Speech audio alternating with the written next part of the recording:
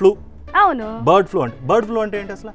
నేను క్వశ్చన్ అడుగుతున్నాను, నువ్వు నన్ను కొట్టడం కాదు. బర్డ్ ఫ్లూ అంటే బర్డ్స్కి వచ్చే ఒక ఫ్లూ. కానీ నాకు ఇక్కడ ఇంకొక డౌట్ వచ్చేస్తుంది, బర్డ్ ఫ్లూ వల్ల మనుషులు చచ్చిపోతారా?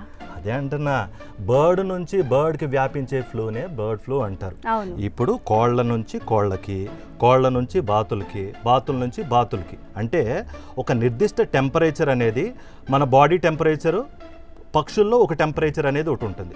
దానికి తగ్గట్టుగా వైరస్ అనేది రూపాంతరం చెంది చెంది చెంది వాటికి ఇన్ఫెక్షన్ సోకుతుంది.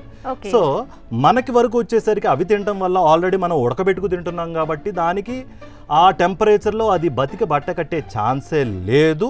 ఒకవేళ జరిగింది అంటే ఆల్రెడీ కొన్ని కేసులు నమోదవుతున్నాయి, వచ్చేస్తుంది మనుషులకి అన్నట్టుగా కూడా ఒక వార్త హల్చల్ చేస్తుంది. దానిలో ఏ మాత్రం నిజం లేదు అన్నట్టుగా కూడా చెబుతున్నారు మరి.